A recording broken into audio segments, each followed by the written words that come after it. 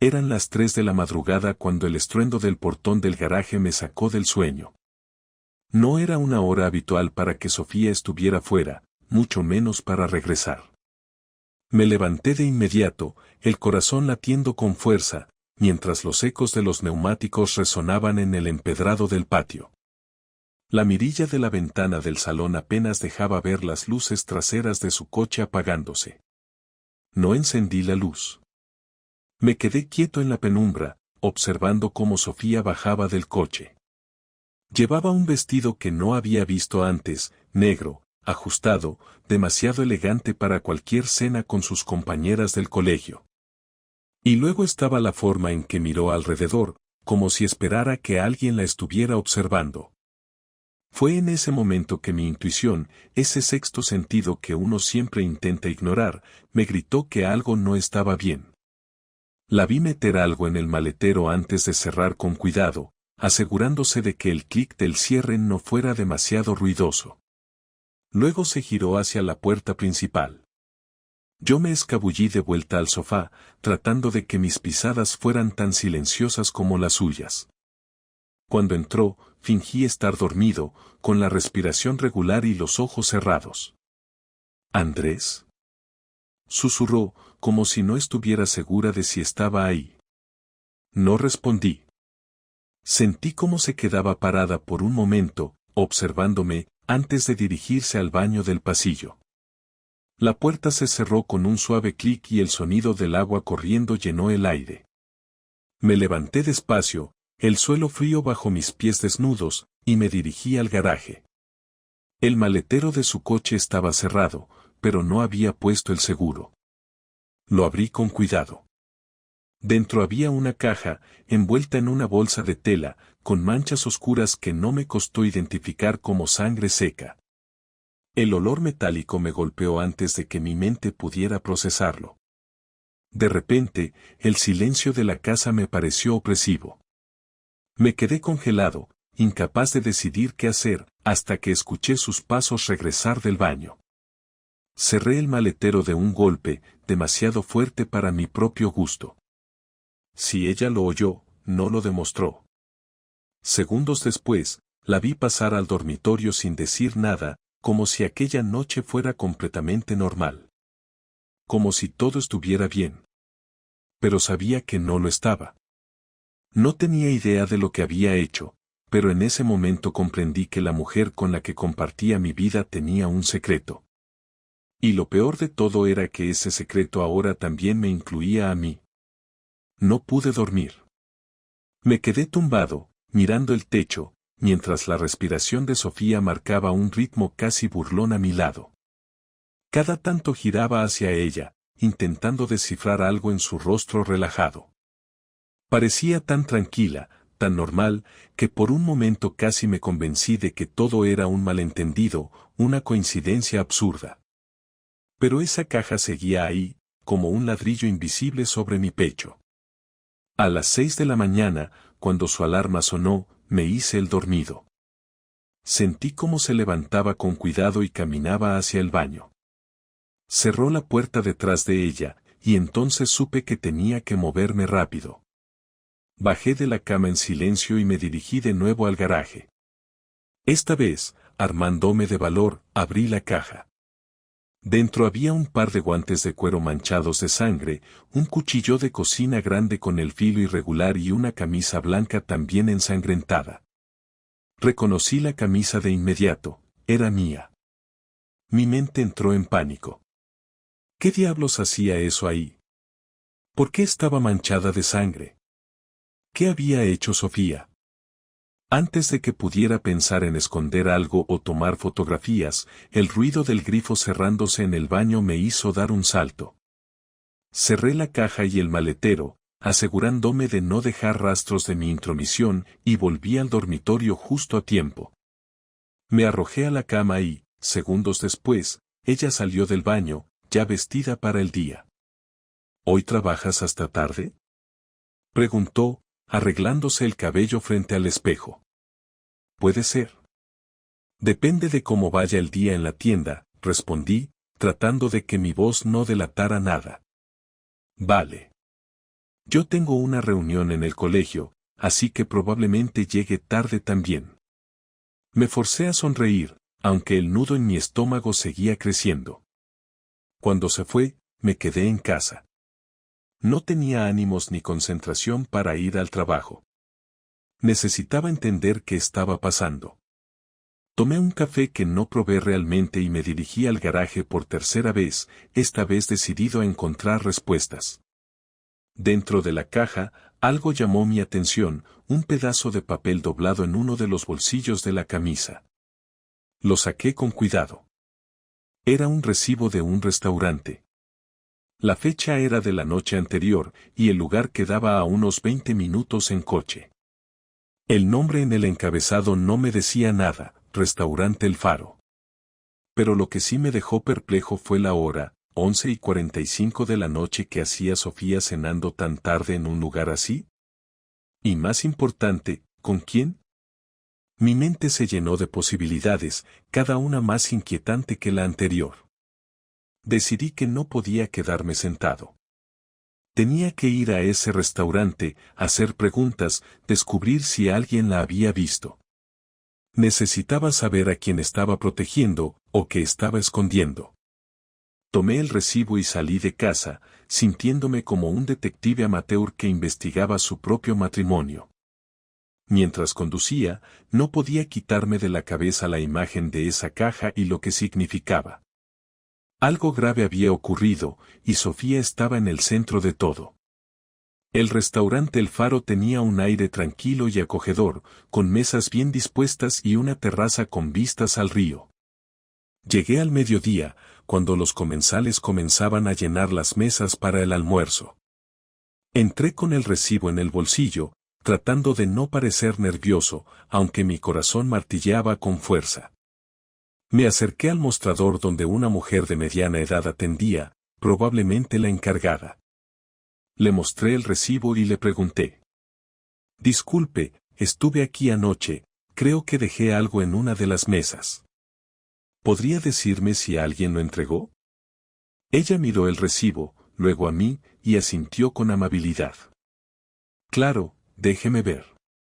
¿Recuerda en qué mesa estaba? La verdad, no. Vine acompañado, mentí. Quería ver si decía algo más. La mujer frunció el ceño como si intentara recordar. Ah, sí, creo que sí los vi. Usted estaba con una mujer, hizo una pausa, como si dudara en continuar. Bueno, creo que su esposa, ¿verdad? Asentí rápidamente para no levantar sospechas. Exacto. ¿Recuerda algo más? Ella inclinó la cabeza, pensativa. No demasiado, pero me pareció raro que se fueran tan apresurados. Ella estaba, como decirlo, algo nerviosa. Aunque, claro, eso no es asunto mío. Mi piel se erizó. ¿Apresurados? ¿Nerviosa? Mi mente iba a 1000 por hora, pero mantuve la calma. Gracias por su ayuda. ¿Y nadie entregó nada que encontraran en esa mesa? No, lo siento. Pero si quiere, puedo avisarle si algo aparece. La agradecí y salí de ahí con más preguntas que respuestas. Al menos sabía que Sofía había estado en el restaurante. ¿Pero con quién? Y, lo más inquietante, ¿por qué nerviosa?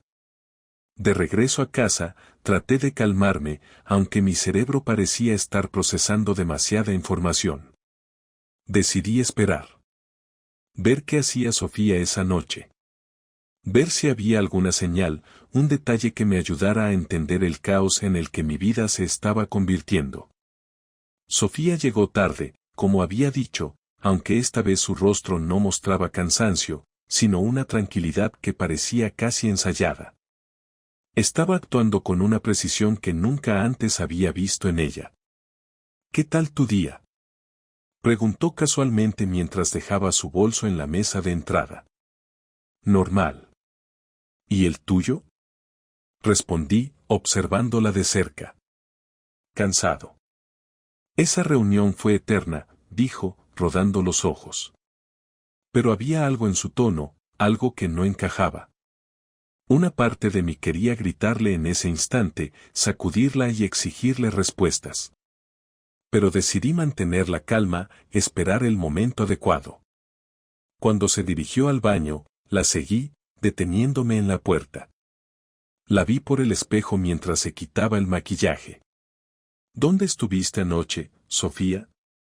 Pregunté de golpe, con la voz más firme que pude reunir. Ella se giró lentamente, su expresión oscilando entre sorpresa y algo que podría ser miedo. ¿A qué te refieres? Ya te dije que tenía una cena con unas compañeras del colegio. No me mientas, respondí, acercándome un paso más. Mi tono era bajo, pero cargado de tensión.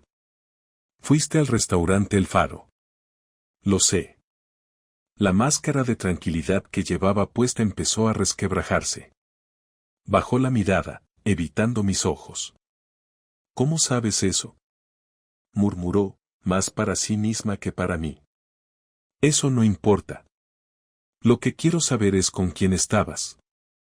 Y también quiero saber por qué hay una camisa mía, llena de sangre, en el maletero de tu coche. Las palabras salieron como un disparo.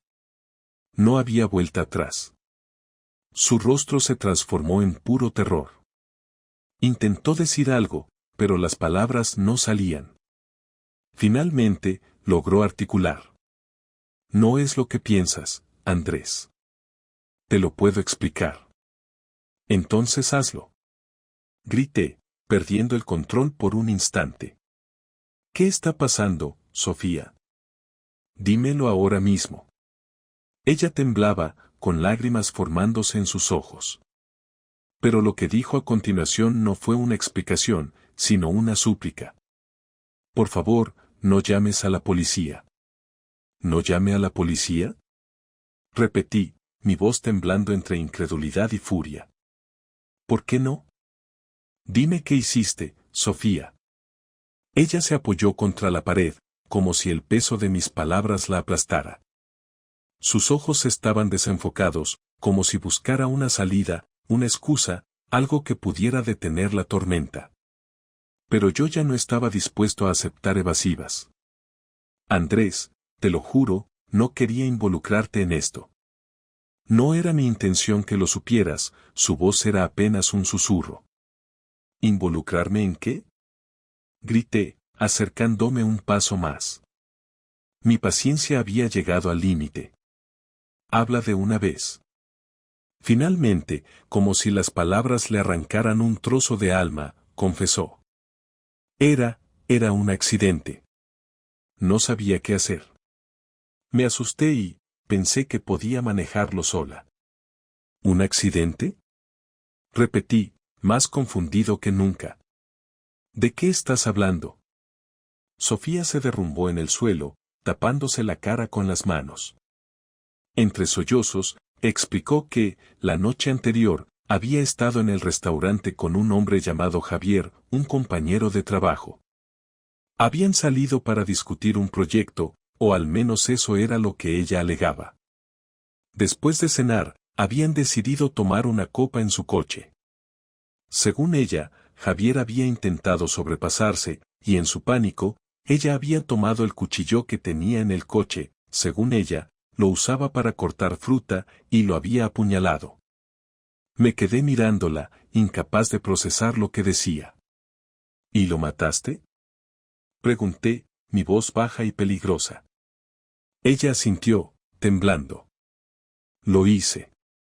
Pero no fue intencional. Solo quería que me soltara, Andrés. Lo juro. Me quedé en silencio durante lo que parecieron horas. Una parte de mí quería creerle, quería pensar que era una víctima que había reaccionado por instinto. Pero otra parte, la más visceral, la más herida, no podía ignorar la evidencia. Había mentido, había escondido todo, y ahora me había arrastrado a este pozo oscuro con ella. Finalmente, rompí el silencio. Tienes razón, Sofía. No voy a llamar a la policía. Sus ojos se llenaron de esperanza, pero no sabía lo que venía. Voy a encargarme de esto, pero a mi manera. Me marché al garaje antes de que pudiera responder. Abrí el maletero, tomé la caja y revisé todo con más detenimiento. Necesitaba entender exactamente qué había pasado, y sobre todo, cómo podía usar esto para tomar control de la situación. El recibo, las manchas de sangre, el cuchillo, todo era una pieza en un rompecabezas que aún no lograba armar del todo.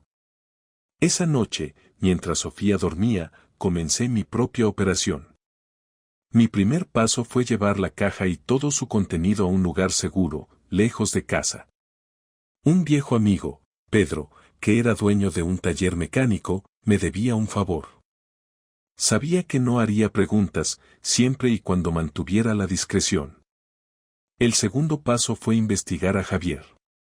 Si lo que Sofía decía era cierto, habría algún rastro de su desaparición en las noticias locales o las redes sociales. Pero no encontré nada. Nada. Ni siquiera una mención de su nombre. Algo no cuadraba, y eso me dio una idea. ¿Y si Sofía no estaba contándome toda la verdad? ¿Y si este supuesto accidente era solo una parte de algo mucho más grande? La rabia comenzó a consumir mi cordura. Había vivido con esta mujer durante más de una década y ahora todo parecía una mentira. No podía permitir que saliera indemne. Si ella había planeado manipularme, había elegido al hombre equivocado.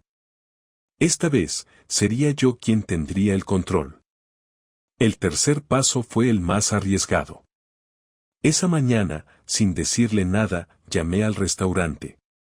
Fingí ser un cliente preocupado que había perdido algo importante y pregunté por las cámaras de seguridad. La encargada, amable como la primera vez, me aseguró que tenían grabaciones de la noche anterior y que podía revisarlas si era necesario. Mi corazón dio un vuelco. Las respuestas que necesitaba estaban ahí. Cuando revisé las grabaciones, encontré la verdad. Sofía no parecía asustada ni en peligro. En las imágenes, se la veía riendo con Javier, tocándole el brazo y apoyándose en su hombro mientras caminaban hacia su coche. Mi estómago se revolvió. Todo lo que había dicho era una mentira. Esto no era un accidente, era algo mucho peor.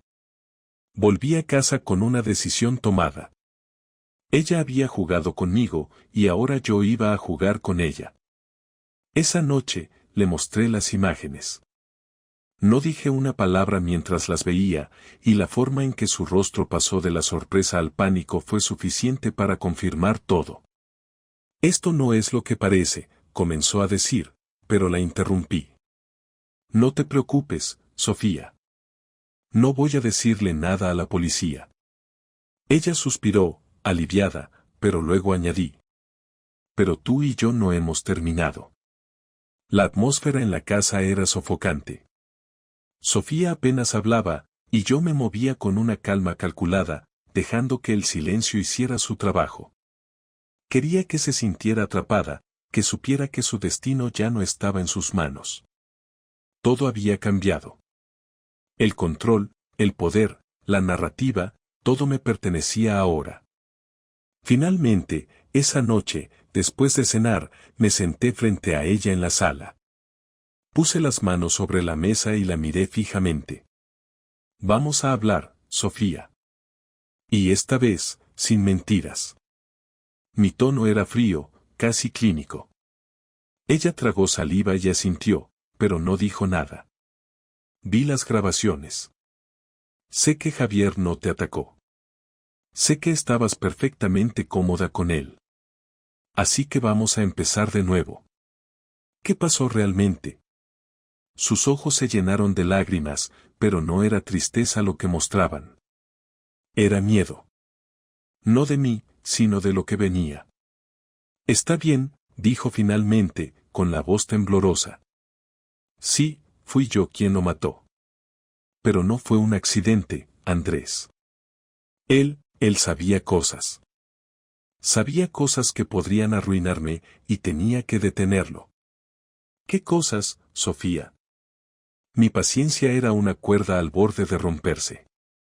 Estaba robando dinero del colegio. Él lo sabía porque trabajábamos en ese proyecto juntos, y me amenazó con contarlo todo si no.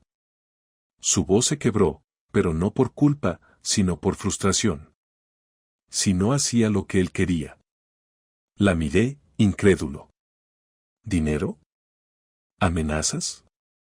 Todo parecía sacado de una mala novela, pero las lágrimas en su rostro eran reales.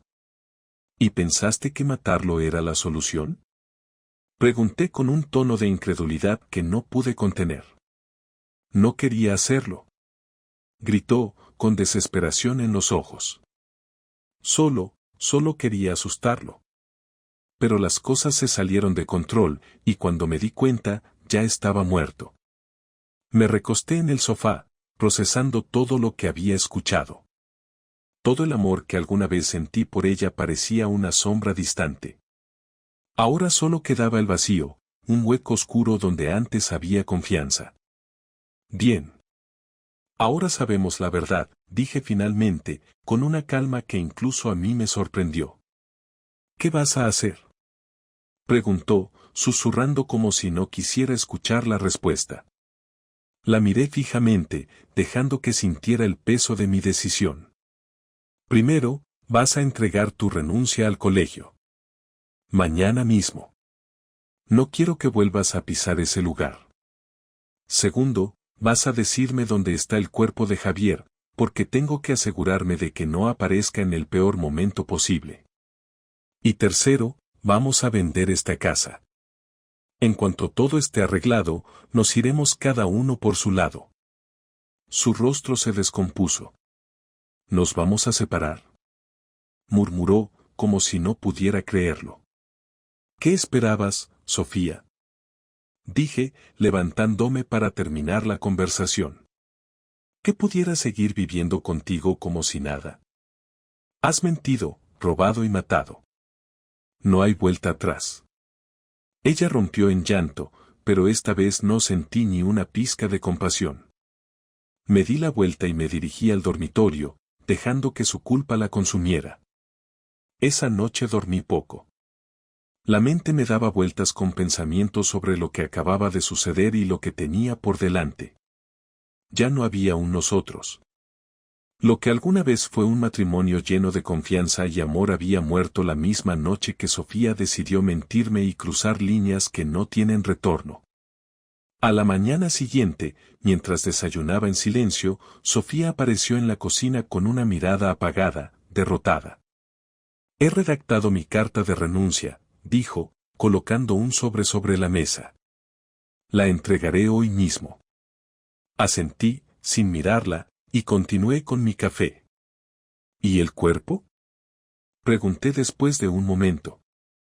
Ella titubeó antes de responder. Está en un almacén que alquilé hace semanas, en un congelador. Pensé que tenía tiempo para decidir qué hacer. Cerré los ojos, intentando no dejar que la rabia volviera a apoderarse de mí. Era increíble que hubiese planeado tanto, pero al mismo tiempo fuera incapaz de ocultar su crimen de forma efectiva. Lo que sí era evidente era que no podía confiar en que resolviera esto sola. Iremos juntos más tarde. Me aseguraré de que todo quede solucionado. Mis palabras eran calculadas, casi mecánicas. Ella asintió, sabiendo que no tenía elección. Ese día lo pasé como si estuviera en piloto automático. Revisé el almacén, constaté que el cuerpo de Javier estaba donde ella dijo, y comencé a pensar en cómo deshacerme de él. A medida que avanzaban las horas, una parte de mí comenzó a sentir algo parecido a la paz. Este no era el cierre que esperaba para mi matrimonio, pero era un cierre al fin. Durante los días siguientes, seguí con mi plan. Vendí algunas cosas valiosas de la casa para preparar mi salida, y también ayudé a Sofía a encontrar un pequeño apartamento donde pudiera mudarse una vez que todo terminara. La ayudé no por compasión, sino porque cuanto más rápido estuviera fuera de mi vida, mejor sería para ambos. Una semana después, cuando todo estaba casi listo, nos sentamos por última vez en la sala. Ella parecía más frágil que nunca, como si los días recientes la hubieran envejecido años. Yo, en cambio, me sentía inexplicablemente sereno. Quiero que sepas algo, dije, rompiendo el silencio. Ella levantó la mirada, esperanzada, como si aún pudiera salvar algo. Te ayudé a cubrir esto porque no quería que nuestros errores afectaran a otros. No quería un escándalo, ni que nuestra familia cargara con la vergüenza. Pero no lo hice por ti. Lo que hiciste destruyó todo lo que éramos, y no puedo perdonarlo. Sus ojos se llenaron de lágrimas, pero no dije nada más. No había nada más que decir. Esa noche, dejé la casa por última vez. La casa que habíamos construido juntos, los recuerdos que habíamos creado, todo se sentía como una vida que ya no me pertenecía. Conduje hacia el pequeño apartamento que había alquilado para mí, lejos de todo lo que me recordara a Sofía. Al final, lo que aprendí fue doloroso, pero necesario. A veces, el amor no es suficiente para salvar a alguien de sí mismo. Y en esos casos, la única opción es salvarte a ti mismo. Hoy, meses después, miro hacia atrás y no siento odio, ni siquiera tristeza. Solo un extraño vacío donde alguna vez estuvo el amor. Pero también siento algo nuevo, libertad. Por primera vez en años, mi vida es mía.